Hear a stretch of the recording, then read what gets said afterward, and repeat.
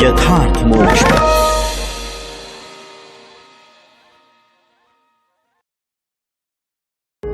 यथार्थ मोक्ष प्रस्तुत कर रहा है अतुल्य संपूर्ण महाभारत। श्री महाभारतम वन पर्व, अरण्य पर्व, प्रथम अध्याय। ग्रंथ का उपक्रम। ग्रंथ में कहे हुए अधिकांश विषयों की संक्षिप्त सूची तथा इसके पाठ की महिमा। नारायणं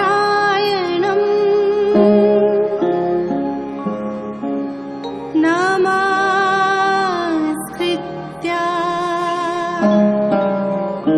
नरं चैव नरोत्तमम्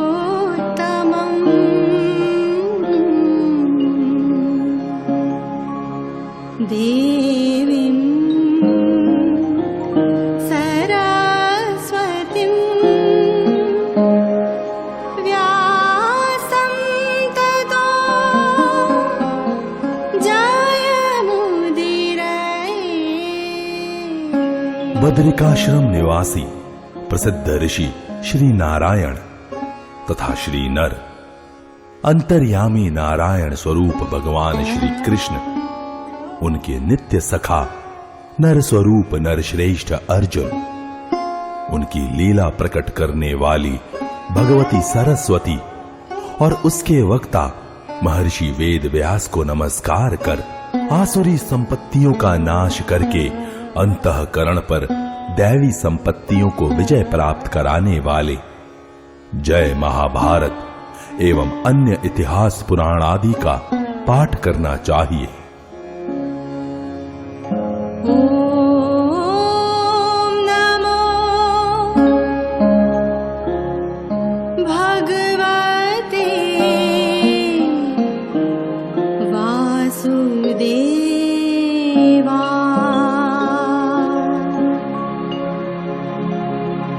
ओमकार स्वरूप भगवान वासुदेव को नमस्कार है।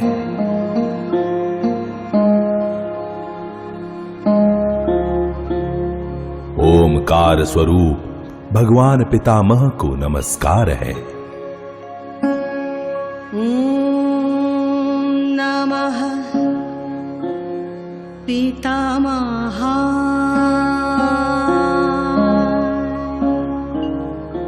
ओमकार स्वरूप प्रजापतियों को नमस्कार है। ओम नमः प्रजापतिभ्यः। ओमकार स्वरूप श्री कृष्ण द्वैपायन को नमस्कार है।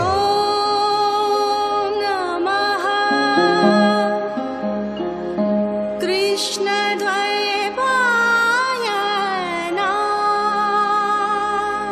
ओमकार स्वरूप सर्व विघ्न विनाशक विनायकों को नमस्कार है। ओम नमः सर्वविघ्न विनायकेभ्यः।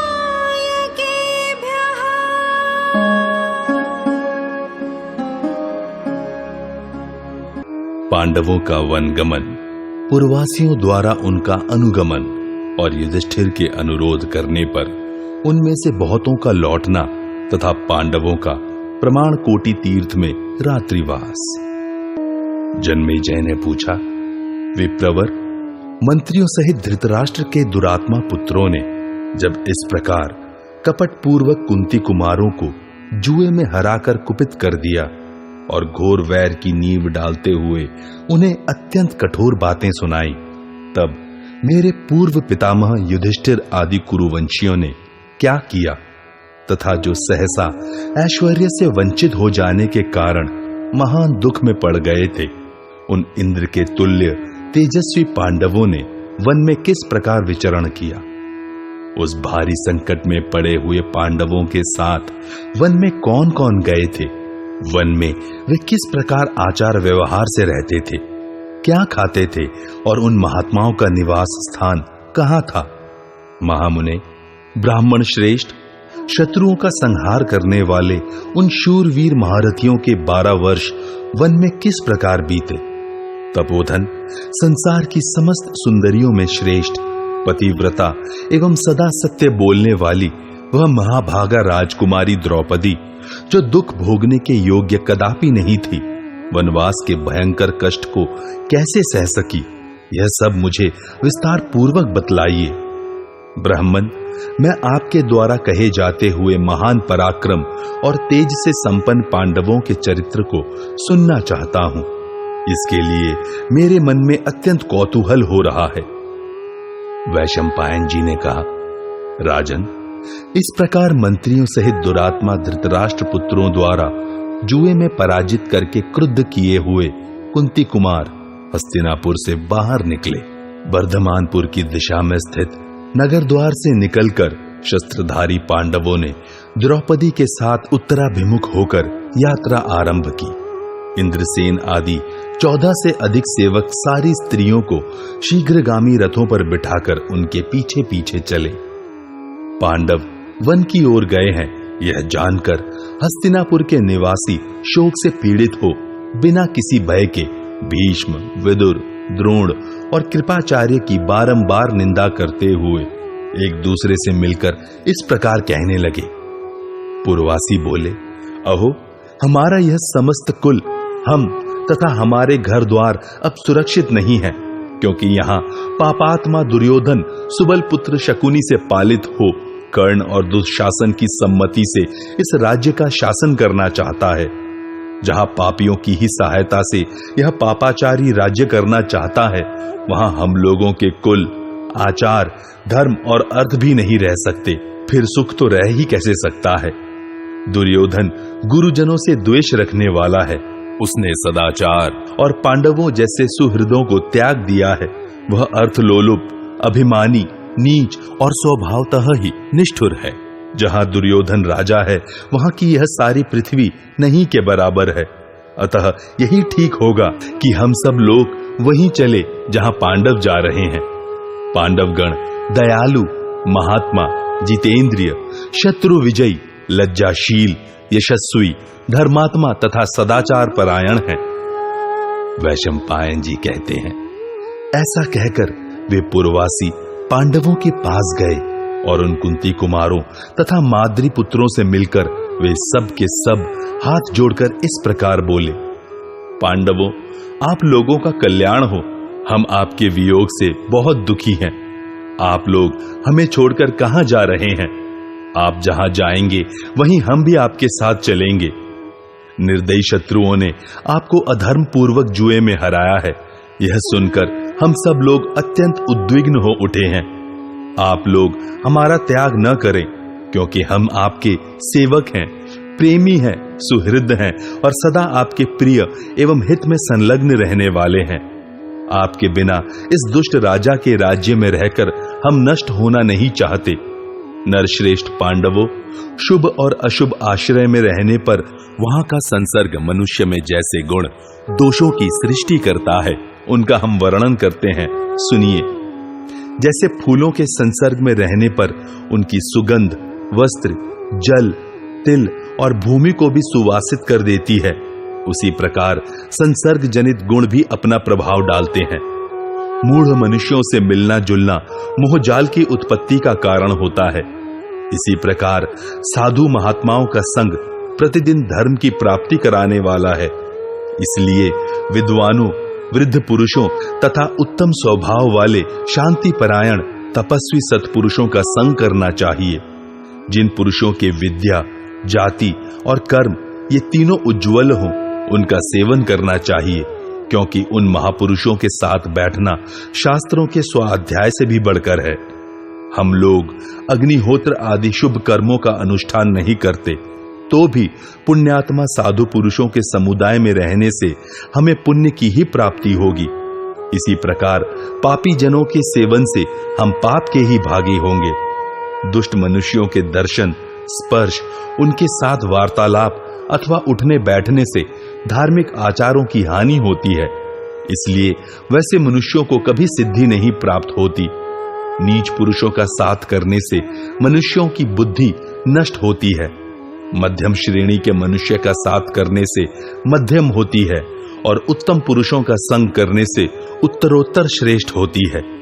उत्तम, प्रसिद्ध एवं विशेषतः धर्मिष्ठ मनुष्यों ने लोक में धर्म, अर्थ और काम की उत्पत्ति के हेतुभूत जो वेदोक्त गुण बताए हैं, वे ही लोकाचार में प्रकट होते हैं, लोगों द्वारा काम में लाए जाते हैं और शिष्ट पुरुष उन्हीं का आदर करते हैं।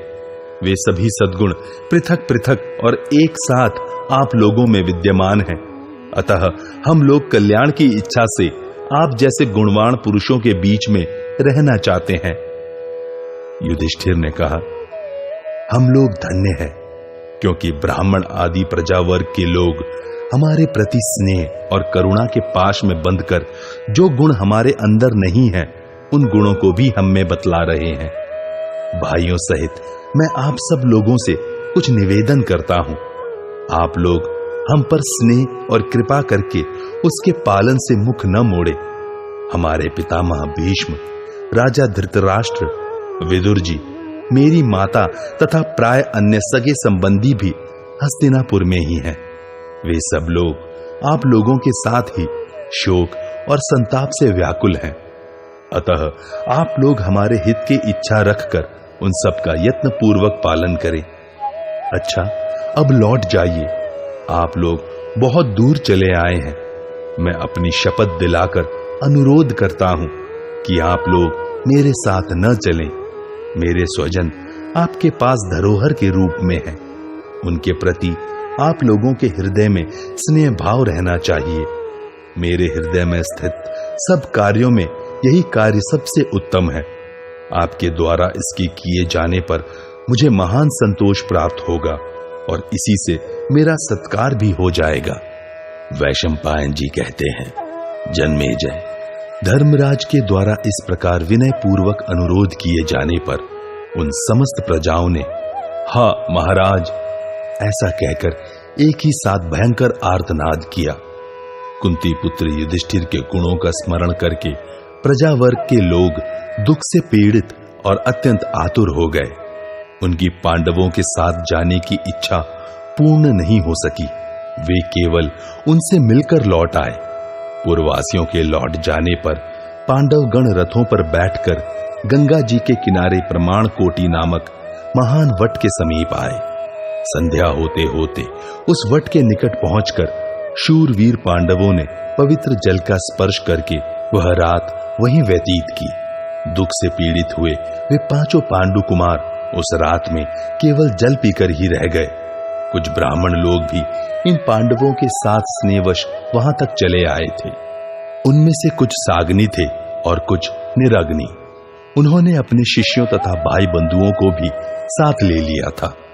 वेदों का स्वाध्याय करने वाले उन ब्राह्मणों से घिरे हुए राजा युधिष्ठिर की बड़ी शोभा हो रही थी। संध्या काल की नैसर्गिक शोभा से रमणीय तथा राक्षस पिशाचादि के संचरण का समय होने से अत्यंत भयंकर प्रतीत होने वाले उस मुहूर्त में अग्नि प्रज्वलित करके वेद मंत्रों के घोष पूर्वक अग्निहोत्र करने के बाद उन ब्राह्मणों में परस्पर संवाद होने लगा। हंस के समान मधुर स्वर में बोलने वाले उन श्रेष्ठ ब्राह्मणों ने कुरुकुल रत्न राजा युधिष्ठिर को आश्वासन देते हुए सारी रात उनका मनोरंजन किया। इस प्रकार श्री महाभारत वन पर्व के अंतर्गत अरण्य पर्व में पूर्ववासियों के लौटने से संबंध रखने वाला पहला अध्याय पूरा हुआ। दूसरा अध्याय धन के दोष, अतिथि सत्कार की महत्ता तथा कल्याण के उपायों के विषय में धर्मराज युधिष्ठिर से ब्राह्मणों तथा शौनक जी की बातचीत। वैशंपायन जी कहते हैं, राजन, जब रात बीती और प्रभात का उदय हुआ तथा अनायास ही महान पराक्रम करने वाले पांडव वन की ओर जाने के लिए उद्यत हुए, उस समय भिक्षाण भोजी ब्राह्मण साथ चलने के लिए उनके सामने खड़े हो गए। तब कुंती पुत्र राजा युधिष्ठिर ने उनसे कहा, ब्राह्मणों, हमारा राज्य, लक्ष्मी और सर्वस्व जुए में हरण कर लिया गया है। हम फल, मूल तथा अन्न के आहार पर रहने का निश्चय करके दुखी होकर वन में जा रहे हैं। वन में बहुत से दोष हैं, वहां सर्प, बिच्छू आदि असंख्य भयंकर जंतु हैं। मैं समझता हूं वहां आप लोगों को अवश्य ही महान कष्ट का सामना करना पड़ेगा। ब्राह्मणों को दिया हुआ क्लेश तो देवताओं का भी विनाश कर सकता है, फिर मेरी तो बात ही क्या है। अतः ब्राह्मणों, आप लोग यहां से अपने अभीष्ट स्थान को लौट जाएं। ब्राह्मणों ने कहा, राजन, आपकी जो गति होगी उसे भुगतने के लिए हम भी उद्यत हैं। हम आपके भक्त तथा उत्तम धर्म पर दृष्टि रखने वाले हैं, इसलिए आपको हमारा परित्याग नहीं करना चाहिए। देवता भी अपने भक्तों पर, विशेषतः सदाचार परायण ब्राह्मणों पर तो अवश्य ही दया करते हैं। युधिष्ठिर बोले, विप्रगण, मेरे मन में भी ब्राह्मणों के प्रति उत्तम भक्ति है, किंतु यह सब प्रकार के सहायक साधनों का अभाव ही मुझे दुख मग्न सा किए देता है। जो फल, मूल एवं शहद आदि आहार जुटाकर ला सकते थे, वे ही ये मेरे भाई शोक जनित दुख से मोहित हो रहे हैं। द्रौपदी के अपमान तथा राज्य के अपहरण के कारण ये दुख से पीड़ित हो रहे हैं, अतः मैं इन्हें अधिक क्लेश में नहीं डालना चाहता। ब्राह्मण बोले, पृथ्वीनाथ, आपके हृदय में हमारे पालन पोषण की चिंता नहीं होनी चाहिए। हम स्वयं ही अपने लिए अन्न आदि की व्यवस्था करके आपके साथ चलेंगे। हम आपके अभीष्ट चिंतन और जप के द्वारा आपका कल्याण करेंगे तथा आपको सुंदर सुंदर कथाएं सुनाकर आपके साथ ही प्रसन्नता पूर्वक वन में विचरेंगे। युधिष्ठिर ने कहा, महात्माओं, आपका कहना ठीक है, इसमें संदेह नहीं कि मैं सदा ब्राह्मणों के साथ रहने में ही प्रसन्नता का अनुभव करता हूं, किंतु इस समय धन आदि से हीन होने के कारण मैं देख रहा हूं कि मेरे लिए यह अपकीर्ति की सी बात है। आप सब लोग स्वयं ही आहार जुटाकर भोजन करें, यह मैं कैसे देख सकूंगा। आप लोग कष्ट भोगने के योग्य नहीं हैं, तो भी मेरे प्रति स्नेह होने के कारण इतना क्लेश उठा रहे हैं। धृतराष्ट्र के पापी पुत्रों को धिक्कार है। वैशंपायन जी कहते हैं, राजन, इतना कहकर धर्मराज युधिष्ठिर शोकमग्न हो चुपचाप पृथ्वी पर बैठ गए। उस समय अध्यात्म विषय में रत अर्थात परमात्म चिंतन में तत्पर विद्वान ब्राह्मण शौनक ने, जो कर्म योग और सांख्य योग दोनों ही निष्ठाओं के विचार में प्रवीण थे, राजा से इस प्रकार कहा, शोक के सहस्त्रों और भय के सैकड़ों स्थान हैं। वे मूढ़ मनुष्य पर प्रतिदिन अपना प्रभाव डालते हैं, परंतु ज्ञानी पुरुष पर वे प्रभाव नहीं डाल सकते। अनेक दोषों से युक्त ज्ञान विरुद्ध एवं कल्याण नाशक कर्मों में आप जैसे ज्ञानवान पुरुष नहीं फंसते हैं। राजन, योग के 8 अंग यम, नियम, आसन, प्राणायाम, प्रत्याहार, धारणा, ध्यान और समाधि से संपन्न, समस्त अमंगलों का नाश करने वाली तथा श्रुतियों और स्मृतियों के स्वाध्याय से भली भांति दृढ़ की हुई जो उत्तम बुद्धि कही गई है, वह आप में स्थित है। अर्थ संकट, दुस्तर दुख तथा स्वजनों पर आई हुई विपत्तियों में आप जैसे ज्ञानी शारीरिक और मानसिक दुखों से पीड़ित नहीं होते। पूर्व काल में महात्मा राजा जनक ने अंतःकरण को स्थिर करने वाले कुछ श्लोकों का गान किया था। मैं उन श्लोकों का वर्णन करता हूं, आप सुनिए। सारा जगत मानसिक और शारीरिक दुखों से पीड़ित है। उन दोनों प्रकार के दुखों की शांति का यह उपाय संक्षेप और विस्तार से सुनिए। रोग, अप्रिय घटनाओं की प्राप्ति, अधिक परिश्रम तथा प्रिय वस्तुओं का वियोग, इन 4 कारणों से शारीरिक दुख प्राप्त होता है। समय पर इन चारों कारणों का प्रतिकार करना एवं कभी भी उसका चिंतन न करना, ये 2 क्रिया योग हैं। अतः बुद्धिमान तथा विद्वान पुरुष प्रिय वचन बोलकर तथा हितकर भोगों की प्राप्ति कराकर पहले मनुष्यों के मानसिक दुखों का ही निवारण किया करते हैं, क्योंकि मन में दुख होने पर शरीर भी संतप्त होने लगता है। ठीक वैसे ही जैसे तपाया हुआ लोहे का गोला डाल देने पर घड़े में रखा हुआ शीतल जल भी गर्म हो जाता है, इसलिए जल से अग्नि को शांत करने की भांति ज्ञान के द्वारा मानसिक दुख को शांत करना चाहिए। मन का दुख मिट जाने पर मनुष्य के शरीर का दुख भी दूर हो जाता है। मन के दुख का मूल कारण क्या है, इसका पता लगाने पर स्नेह की ही उपलब्धि होती है। इसी स्नेह के कारण ही जीव कहीं आसक्त होता और दुख पाता है। दुख का मूल कारण है आसक्ति।